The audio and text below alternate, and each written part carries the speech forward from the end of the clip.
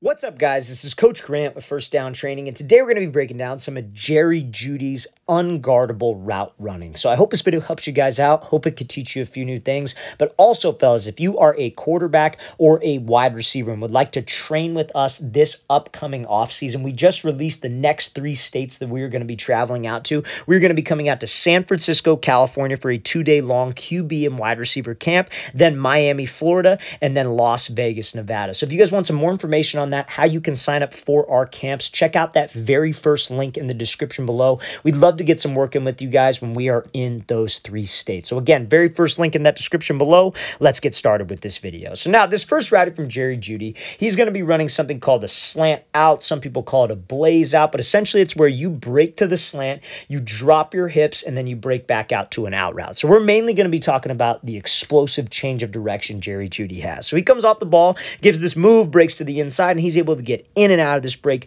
lightning quick. And that's why this guy is so tough to guard, because he has little to no wasted time with his cuts and with his routes. So anytime that you guys are running a route, fellas, whether you're running a double move like a slant out, whether it's a sluggo, and that's a route that we're going to be discussing here in a second, or whether it's a freaking comeback, you are trying to be a salesman. Whether you were trying to sell a fade like on a comeback, whether you were trying to sell a slant. And selling the route really honestly comes down to 3 specific things. Number one, you got to make sure that you run hard. That's something that DB is looking for. Because like if you're running an actual slant and you slip underneath the DB, you're going to be running full speed. You're trying to separate from this guy. So that's how you have to make a double move feel. DBs are smart, guys. They go off of feel and they go off of what they see with their eyes. And that brings me to the second thing that helps sell a double move, and that's your body language. So when you guys are running a double move, a lot of receivers, before they make a cut on a double move, like whether it's a sluggo, whether it's a slant out, whether it's a whip, they start to give this thing away with their hips and shoulders. They'll commit to it at first, but before they start the cut like JEUDY does here, they start to turn their hips, turn their shoulders, and that's an indicator. That DB knows exactly when that break's about to happen. Or worse, right before the break, they will raise up their chin, their chest, they'll pop up because they're preparing for the break. We want to maintain the exact same pad level from start to finish when I'm selling a route, whether it's a comeback or whether it's a slant out. And then last but not least, I want to make sure I have good stride. You do not want to break underneath on a double move and take choppy steps, because that's another thing a DB's looking for. That will change your speed and that will put him on alert. Now, all of that stuff is great, and all of that stuff is going to work if you do it. But where DBs make their money is their recovery, right? So if you waste time at the break point, you will not be able to get separation. And JEUDY doesn't do that. And that's why some of his routes are so tough to freaking guard, because there is no wasted steps and there is no wasted motion. So let's watch how he gets into this break. Very explosive.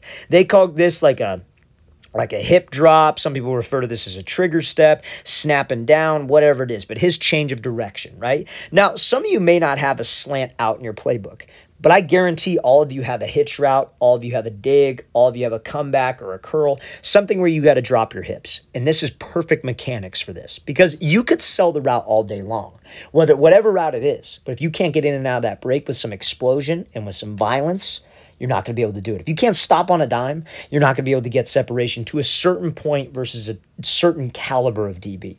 So when JEUDY breaks into this, I want you to see how violent his hips are, how much he is snapping down. This is a perfect position, perfect posture to get you in and out of a break fast.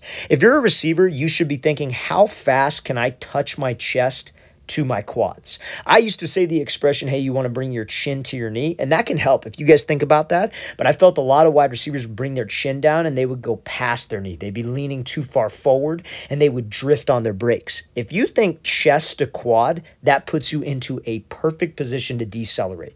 And when you're running full speed, if you drop violently, if you drop your chest to your quad as quickly as you can, as violently and aggressive as you can, that creates energy. And that energy will turn into acceleration out of the break so you can widen from a DB. We not only want to sell the route, we want to break on a dime, and we want to accelerate out. And you do that by the quickness of your change of direction. And if you're doing a speed cut or a single cut, you want to be violent with that cut as well. So let's play this again, full speed one more time. This is a great example of the proper hip drop mechanics needed to get you in and out of a route.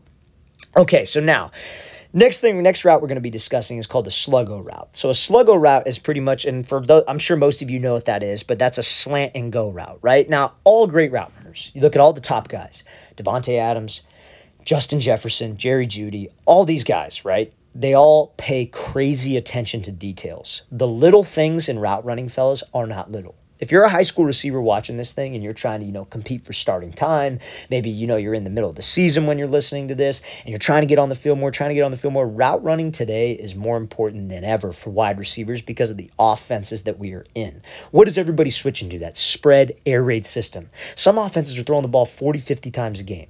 So you're going to have to get open on your routes, and attention to detail is how you do that. And this is the name of the game on this route for Jerry Jeudy. So let's watch what he does here. So he's running a Sluggo, right? So he breaks to the slant, gets that DB to crash, and he's able to maintain that separation by keeping that head down and finishing on the play. So let's talk about it, right? Hey, what was the last route we looked at? We looked at that slant out route. Now it's a slant and go route. Honestly, the slant should look the exact freaking same on both of those routes. So when you break to the slant, what do you need to have? What's the first thing? You got to make sure that we have speed. Nobody runs a slant over the middle, especially against off coverage, half speed. You cannot slow down to prepare for the cut.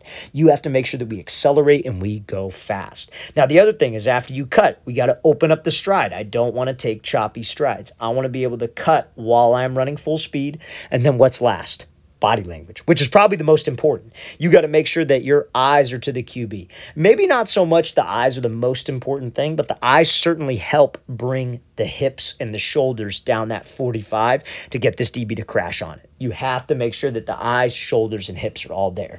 Combining that with speed, combining that with stride is a recipe for separation. Now, this is the detail work because when this DB right here, he is like, oh shit, I got beat. That is exactly what's going through his head. So what do you think he is going to do? He's going to do everything in his possible to recover. Maybe the quarterback throws it late. Maybe he underthrows it. Or maybe the receiver slows down by looking back for the ball too early. And that is something that so many young wide receivers do.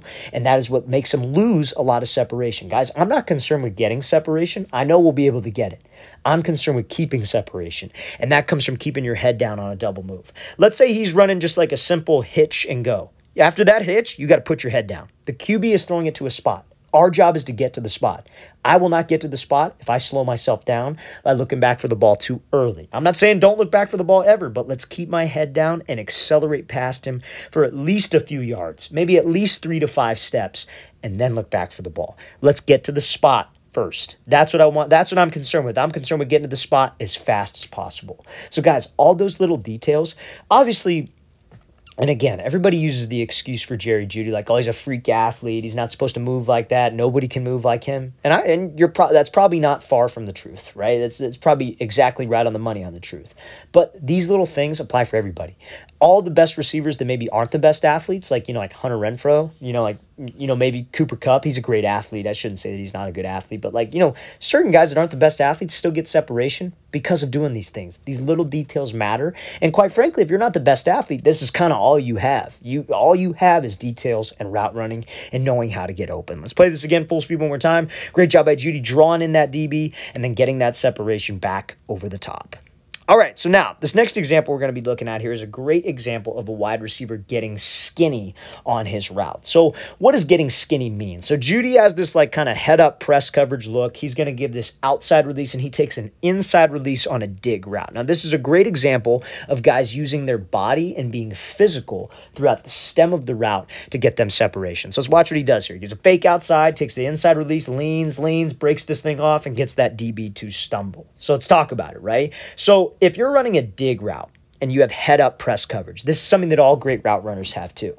They have a good pre-snap knowledge, if you will. I call it football IQ, right? They know how to run the route, but they also have the athleticism to get open. So obviously, if you're running an inside breaking route and you have head-up press, what are you going to try to get him to do? I'm going to try to get him to move outside. I would love an inside release on an inside breaking route. That's the easiest thing to do in the world. So we have to set him up outside. So you see how Jeudy gives a move to the outside. Hips, shoulders, sell to the outside, steps to the outside. I don't need this DB to break his ankles. I just need him to step there. I just need to get that inside release and maintain timing with who? The quarterback. So when we take this inside release, we don't want to just take off and go run to the dig because that will also give that DB time to recover if we run away from him.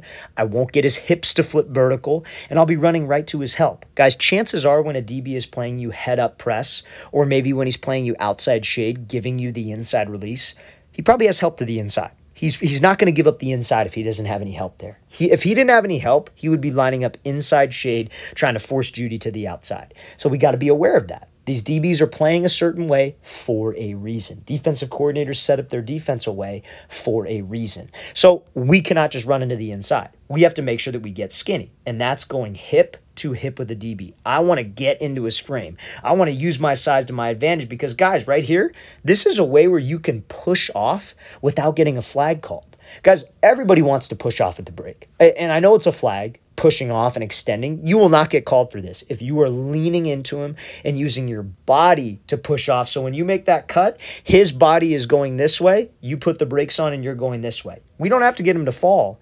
We just need to get separation, and we need to make sure that we're not running right into a safety that's over the middle. That is a textbook inside release, inside breaking route from JEUDY. So let's play this again, full speed one more time. Great job attacking outside, leaning into him, and then getting that space on that dig route. All right, fellas, I really want to thank you for watching. I really appreciate it. If you have any questions at all, don't hesitate to leave those in the comment section below. Always appreciate the feedback. It's always great to hear from you guys. And again, fellas, we are coming out to 3 more states. We just announced we'll be coming out to 15 states in 2024, but we just announced our first 3 in San Francisco. Then we're going to be coming out to Miami and then Las Vegas, Nevada. So if you want some more information on how you can sign up, check out that very first link in the description below. We'd love to see you there. I'll see you guys next time.